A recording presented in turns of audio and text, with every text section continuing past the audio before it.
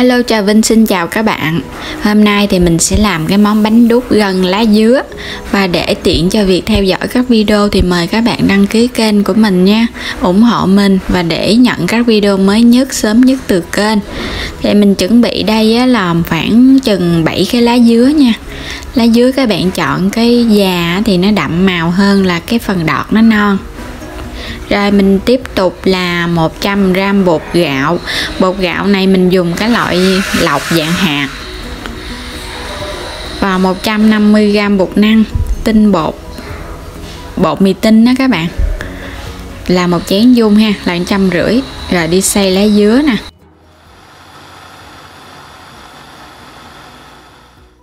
Xay xong các bạn lọc hết cái phần xác mình bỏ đi. Và mình lấy lượt lại, mình lấy cái phần nước ha. Rồi lượt lá dứa xong thì mình cho hết bột gạo vô trong cái thao nè. Thì mình dùng 100 bột gạo và 150g bột năng cho cái bánh nó dai ngon. Cho vô đây 1 muỗng cà phê đường để có cái vị ngon chút xíu thôi. Chút xíu muối nữa nha các bạn, khoảng chừng 1/3 muỗng cà phê á. Rồi mình khuấy cho bột nó trộn lẫn với nhau. Rồi mình đi lấy nước mình cho vô.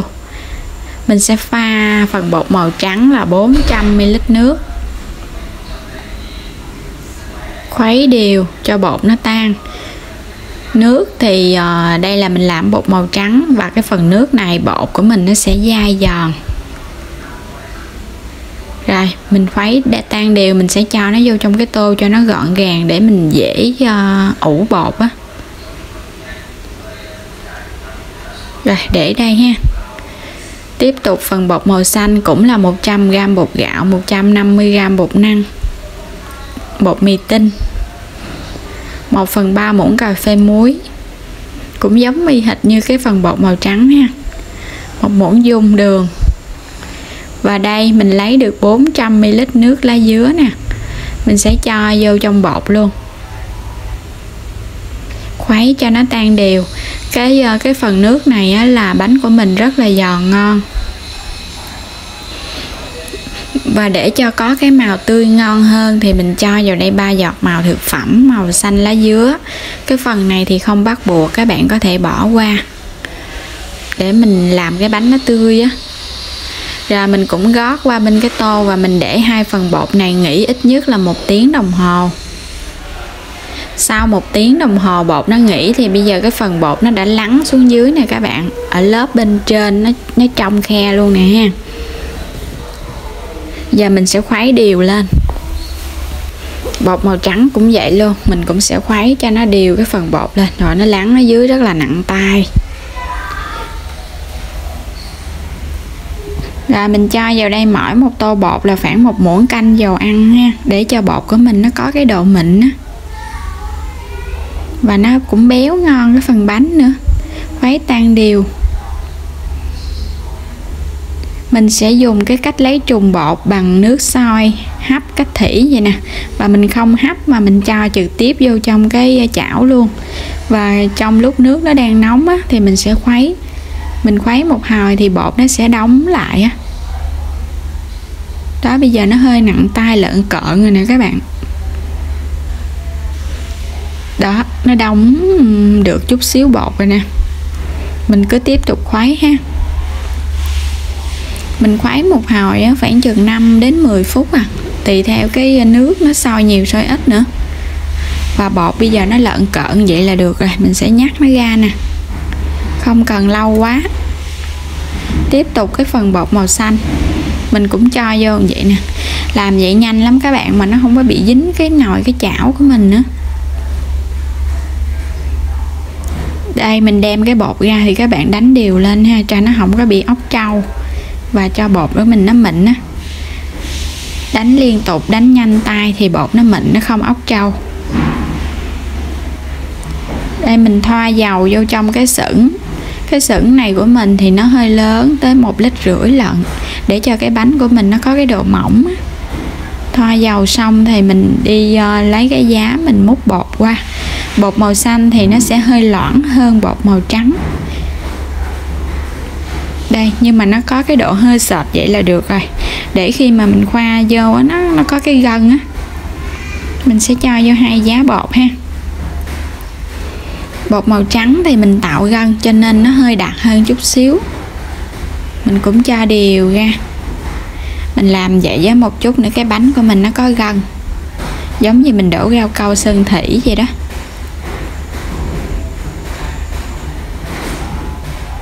Nhìn đẹp rồi ha, nhìn nó đều rồi đó.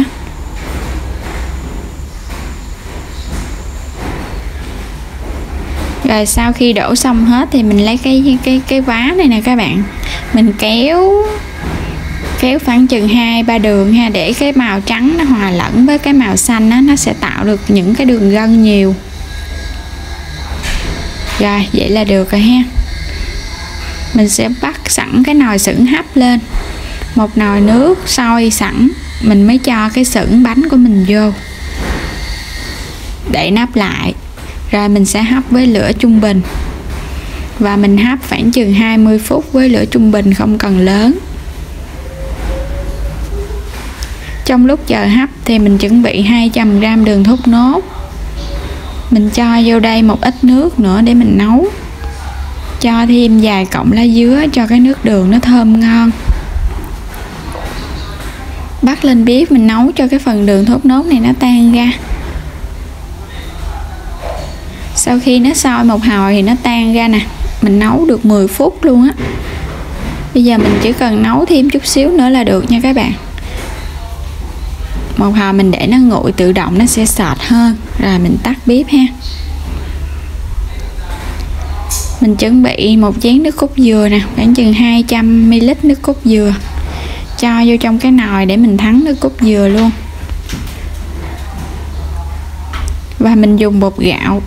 Thì bột gạo này khoảng chừng nửa muỗng canh thôi, đừng có cho nhiều quá, nước cốt dừa của mình nó bị đặc cũng không ngon nữa. Rồi mình sẽ cho một muỗng canh đường. Đường này chỉ một ít thôi, không cần nhiều nha các bạn. Chút xíu muối nữa. Khuấy cho bột nó tan đều. Bởi vì nước đường của mình nó cũng ngọt rồi, nên nước cốt dừa không cần ngọt. Bắt lên bếp, mình cho thêm vài cái lá dứa nữa và nấu với lửa nhỏ, khuấy liên tục. Thì nước cốt dừa của mình nó chín kỹ và nó sệt lại. Khi nước cốt dừa nó sệt vậy nè, mình tắt bếp liền, không để lâu quá ha, một chút nó nguội nó còn sệt nữa. Rồi vậy là ngon rồi. Quay qua cái nồi bánh hấp được 20 phút. Bây giờ mình sẽ kiểm tra bánh. Dùng cái cây tăm này nè mình xiêm vô. Nếu như không dính bột nữa, đây bánh của mình không dính bột ha. Và các bạn nhớ mình xơm ở giữa đó, tại vì bột nó hay đọng ở giữa lắm. Rồi mình sẽ nhắc ra để cho nó nguội.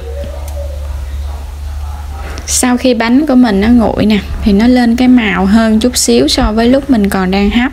Và màu cũng đẹp nè, tươi. Bây giờ mình sẽ dùng cây dao nè, có bọc một màng bọc để chống dính. Lấy bánh ra. Bánh rất là dai ngon. Cầm vô các bạn cảm nhận được cái độ dai của bánh luôn.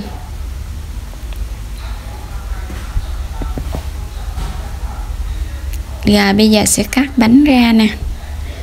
Mình pha bột vậy á các bạn, không cần nước vôi, không cần hàng the, mà bánh vẫn dai ngon luôn.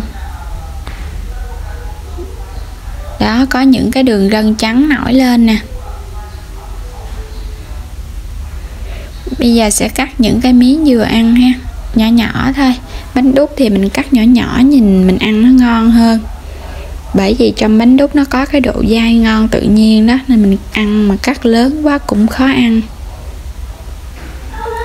Cắt xong thì mình sắp vô trong cái dĩa ha, giống như là cái cẩm thạch vậy đó các bạn. Chan nước đường lên nè. Nước đường của mình khi nguội nó sệt nè, nhìn rất là ngon ha. Nó sệt và nó thơm lắm. Mình làm bằng đường thốt nốt thì nó sẽ có thơm, cái mùi đặc trưng. Nước cốt dừa. Nước cốt dừa béo ngậy luôn.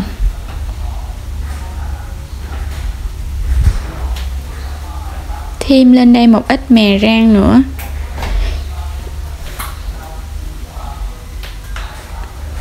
Rồi vậy là mình đã hoàn thành xong một món bánh đúc gân lá dứa nước cốt dừa. Nhìn ngon lắm rồi nè. Bánh đúc ngon chính là bánh đúc phải dai giòn, và cộng thêm nước đường phải thơm và có cái vị ngọt đậm đà. Đây miếng bánh đúc của mình nè. Ngon ghê ha. Bây giờ mình sẽ vẽ ra cho các bạn xem cái bánh đúc có cái độ dai như thế nào. Cực kỳ dai luôn.